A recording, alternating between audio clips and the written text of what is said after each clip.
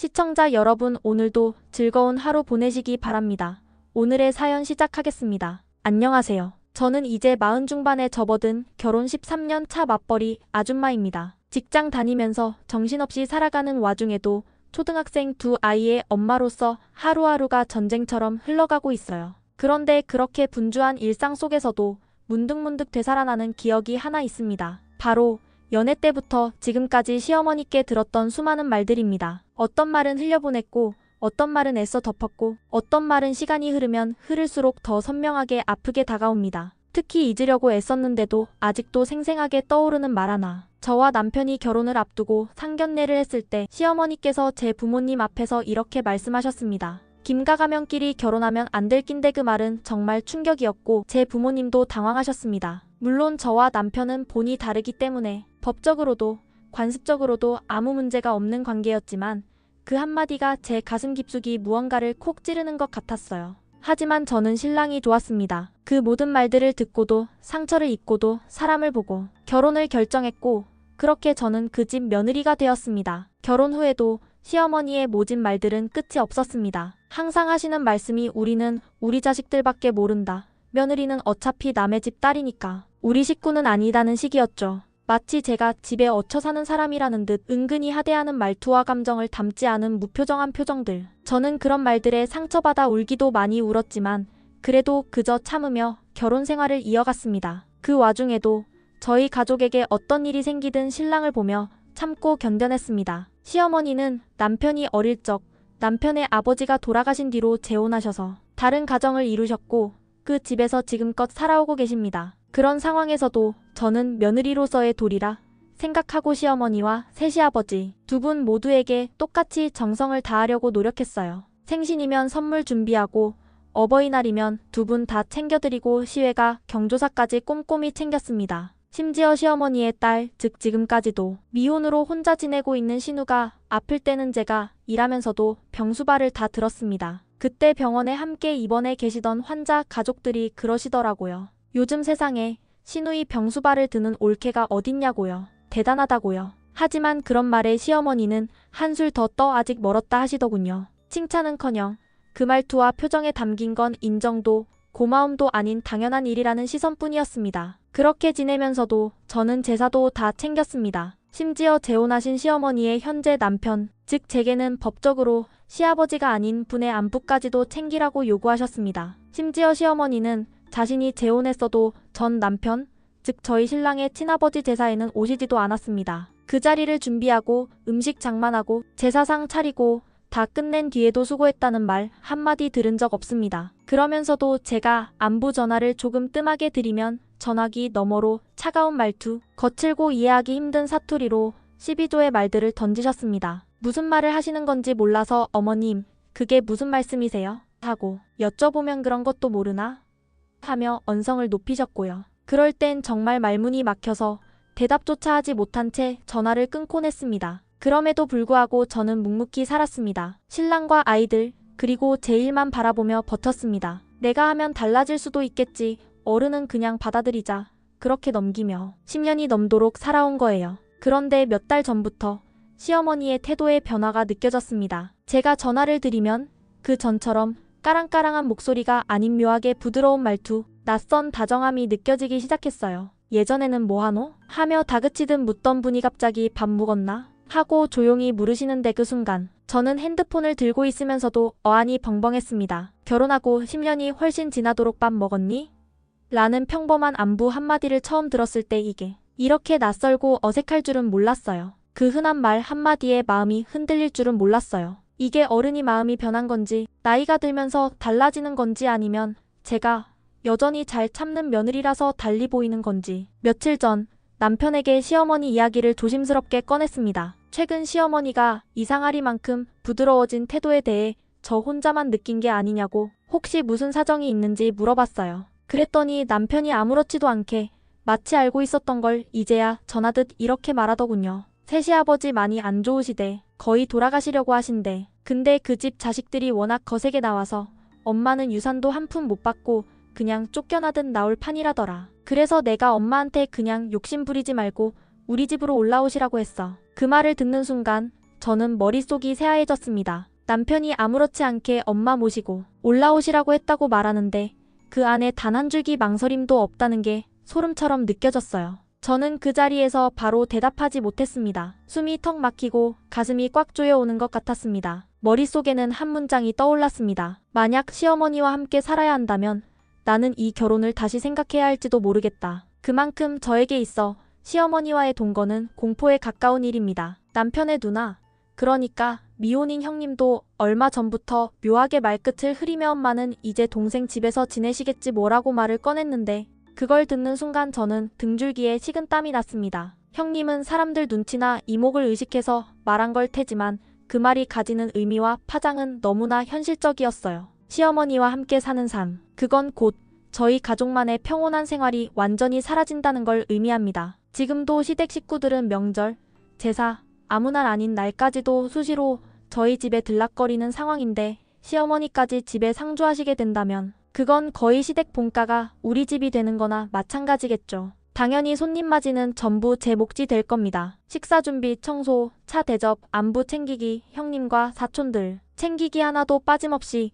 조용히 며느리니까 당연하지라는 한마디로 덮어질 게 뻔합니다. 그런 소리가 다시 들리기 시작하면 전 아마 얼마 못 가서 정신적으로 무너질 거란 확신이 들었습니다. 저는 더 이상 며느리 돌이라는 말에 끌려가며 제 삶을 포기하고 싶지 않아요. 게다가 지금 우리가 살고 있는 이 집제 친정부모님께서 사주신 집입니다. 결혼 초부터 저희 집 살림은 대부분 친정에서 마련해주신 도움으로 시작됐어요. 그런 걸 누구보다 잘 알면서도 시어머니는 예전부터 늘 저에게만 유독 큰 소리를 치셨습니다. 마치 내 친정이 잘나니까 우리 아들 기죽이지 말라는 무언의 압박처럼 느껴졌어요. 그 압박 속에서 저는 더 작아졌고 더 조심스러워졌고 그러면서도 며느리니까라는 이유 하나로 고개를 숙이고 살아왔습니다. 하지만 이제 거기서 더 나아가 우리 집에 어머니까지 들어와 함께 살아야 한다는 상황은 제게 너무나도 가혹하고 감정적으로 견딜 수 없는 일입니다. 더 나아가 가장 마음 아픈 건 시어머니가 들어오시게 되면 제 친정 식구들은 우리 집에 발길조차 못하게 될 거란 점이에요. 어머님은 겉으론 아무 말 안 해도 친정 식구가 오는 걸 극도로 불편해하시고 무언의 경계를 그으시는 분이시거든요.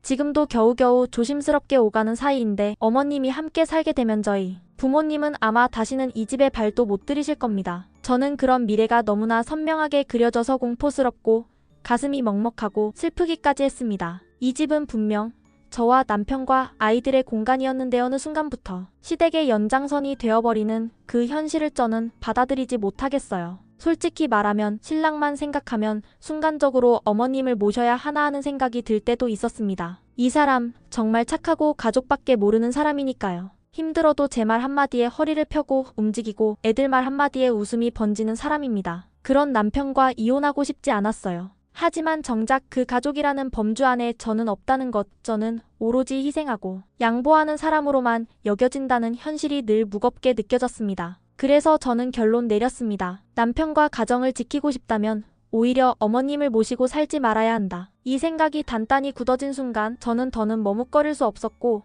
그대로 제 결심을 남편에게 이야기했습니다. 당신 엄마 모시고 살 수 없어. 내가 감정적으로 싫은 걸 넘어서 우리 가정이 무너질 것 같아. 우린 부부고 부모고 가정이 있어. 그게 지켜져야 당신도 행복할 수 있어. 엄마를 거절하는 게 아니라 우리의 삶을 지키는 거야. 남편은 고개를 끄덕이며 알겠다고 말했지만 그 표정에 서린 미묘한 실망감이 고스란히 느껴졌습니다. 그걸 보는 순간 저도 미안했어요. 남편은 엄마를 버리는 아들이 되기 싫었던 거고 저는 저로서 살아남고 싶었던 거니까요. 그리고 얼마 후 시어머니와 형님이 저희 집에 오셨습니다. 어색한 공기 속에 식사와 차를 함께하며 이런저런 이야기가 오갔고 대화는 결국 시어머니의 거처 문제로 흘러갔습니다. 시어머니는 조용히 말씀하셨습니다. 셋이 아버지가 병원에서도 한 달 정도면 그렇게 오래 못 버티실 것 같대. 그렇게 되면 나도 갈 데가 없잖니. 결국엔 니네 집으로 들어올 수밖에 없을 것 같아. 그 말에 제 가슴이 철렁 내려앉는 듯 했지만 형님은 오히려 상기된 얼굴로 그럼 엄마 더 자주 뵐 수 있겠다라고 말하더군요.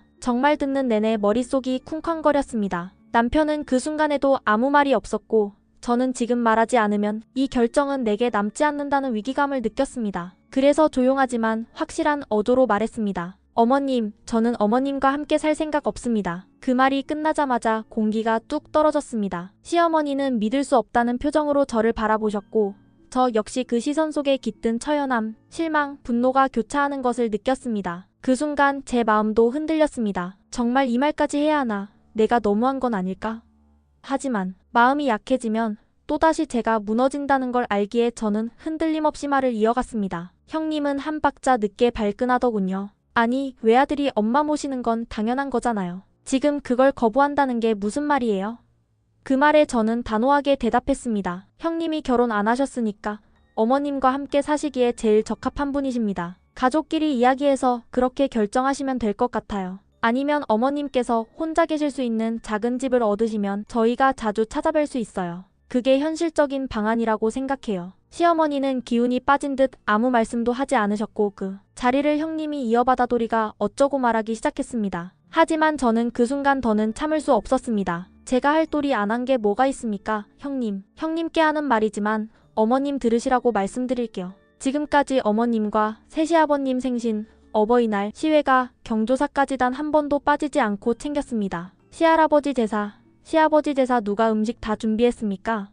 누가 일하고 퇴근하고 와서 제사상 차렸는지 저는 기억합니다. 그런데 한 번이라도 수고했다는 말씀 들은 적 있나요? 제 목소리는 흔들리지 않았지만 눈가가 살짝 뜨거워졌습니다. 형님, 병원에 입원하셨을 때 제가 일하면서 병수발 다 했습니다. 그때 병실에 있던 사람들조차 놀라서 시누이 수발 드는 올케가 어딨냐고 했습니다. 그런데 어머님은 아직 멀었다고 하셨습니다. 형님, 상견례 때 어머님이 제 친정부모님 앞에서 김갓길이 결혼하면 안 된다고 하셨습니다. 저는 그 말을 아직도 잊지 못합니다. 그 말이 제게 평생의 한으로 남았습니다. 마지막 말은 더 이상 참을 수 없던 진심이었습니다. 지금까지 참고 견디며 살아온 제가 이제서야 아니오라고 말한 것뿐입니다. 이게 도리 없는 며느리입니까? 저는 이제 더는 제 자신을 희생하면서까지 이 가정을 유지하지 않을 겁니다. 그 순간 저는 그동안 꾹꾹 눌러왔던 말들을 다 쏟아냈습니다. 말을 하면 할수록 마음속에서 끓어오르던 분노가 주체가 안 되더군요. 결국 제가 이렇게 말했습니다. 우리 지금 살고 있는 이 집 우리 부모님이 해주신 집이에요. 그런 집에 어머님을 모시고 산다는 건 세상이 다 욕하는 불효를 제가 저지르는 겁니다. 친정 부모님께 제가 죄를 짓는 거예요. 그래서 저는 어머님과 함께는 못 삽니다. 처음엔 담담하게 말하려 했지만 목소리가 점점 단단해지고 떨리기 시작했습니다. 말하다 보니 참았던 억울함과 분노가 한꺼번에 올라와 더는 조절이 안 되더라고요. 그래서 저는 다시 단호하게 말했습니다. 시어머니를 형님이 모시고 살든 아니면 어머님이 혼자 작은 집을 얻어서 사시든 그건 가족들이 알아서 정할 일이에요. 하지만 그 어떤 경우라도 어머님을 찾아뵙는 일은 앞으로 신랑 혼자 하게 될 겁니다. 저는 아니에요. 순간 방 안에 공기가 싸늘해졌습니다. 형님이 입을 열기도 전에 저는 마무리를 박았습니다. 그리고 제사도요. 앞으로는 어머님이 직접 지내세요. 시할아버님 제사까지 제가 한 거 솔직히 그건 차라리 참겠어요. 하지만 아무리 재혼을 하셨다고 해도 자식들의 친아버지 제사에는 오셔야 되는 거 아닙니까? 그 제사를 제가 혼자 준비하고 음식 만들고 상 차리고 다 했는데 그 자리에 어머님은 오시지도 않고 전화 한 통 수고했다는 말 한마디도 없었잖아요. 제 눈빛은 이미 단호함을 넘어서 분노로 타올랐습니다. 형님이 뭔가를 말하려는 찰나 제가 먼저 끊었습니다. 그런 막장을 보여주셨던 분이 이제 와서 도리를 운운하시고 며느리가 순하니까 막말로 눌러놓으시다가 이제 이 집에 들어오시겠다고 하시니까 솔직히 그거 듣는 사람들 다 웃을 거예요. 제가 감정적으로 말하는 게 아닙니다. 이건 이성적인 판단이에요. 잠시 숨을 고르고 남편을 쳐다봤습니다. 그리고는 다시 말했습니다. 나도 신랑 생각 많이 해봤어요. 그래서 처음엔 내가 어머님을 모셔야 하나 하는 마음도 들었어요. 하지만 지금 말씀하시는 걸 보니까 절대 함께 살 수 없다는 걸 더 확실히 알게 됐어요. 그러니까 앞으로 저한테 이런 얘기 다시 꺼내지 마세요. 그리고 형님을 향해 말했습니다. 형님, 만약 계속 도리를 따지고 며느리 타박하고 이런 식으로 말씀하신다면 그건 형님이 직접 동생 가정을 무너뜨리려는 행동이 될 거예요. 형님이 원하시는 게 동생 이혼이라면 계속 그렇게 하세요. 하지만 정말 신랑을 생각하신다면 이제 그만하세요. 그 순간 시어머니는 더는 아무 말도 하지 않으셨습니다. 기운이 빠지신 듯 어깨가 축 처졌고 말없이 형님과 함께 조용히 나가셨습니다. 그 어머니의 뒷모습을 보면서 솔직히 저도 마음이 흔들렸습니다. 처량해 보였어요. 긴 세월 어찌어찌 살아오신 분이고 마지막엔 의지할 곳이 자식뿐이라는 그 심정을 이해 못하는 건 아니었으니까요. 하지만 저는 그 순간에도 제 마음을 단단히 붙잡았습니다. 마음 약해지면 다시 무너진다. 그 한마디를 스스로 되새기며 등을 돌렸습니다. 그리고 남편. 말은 하지 않았지만 몇 날 며칠 동안 속상하고 고민한 흔적이 얼굴에 고스란히 남아 있었습니다. 그 사람도 엄마와 아내 사이에서 얼마나 괴로웠을지저도 모릅니다. 하지만 저는 지금 제 자신을 무너뜨리지 않기 위해 이 결정을 지키려는 중입니다. 생각해보세요. 지금 이 집, 우리가 살고 있는 이 집도 제 친정 부모님이 마련해주신 공간입니다. 그런 집에서 며느리를 사람 취급도 안 하고 막말만 해왔던 시어머니에게 도리를 다하라니요? 그건 제 친정 부모님께 제가 하는 도리를 배신하는 일이기도 합니다. 그래서 저는 결심했어요. 이제는 마음 약해지지 않을 겁니다. 누군가는 저를 차가운 며느리라고 할지 몰라도 저는 이제 제 자존감을 지키고 제 가정을 지키기 위해 이렇게 살아야 합니다. 마음이 복잡하고 너무 답답해서 이런 가정사. 어디 가서 함부로 말하기도 어려워서 익명의 힘을 빌려 이렇게 글을 씁니다. 읽어주신 분들 저 마음 약해지지 않도록 쓴소리든 조언이든 한마디씩 꼭 부탁드립니다. 끝까지 읽어주셔서 정말 감사합니다.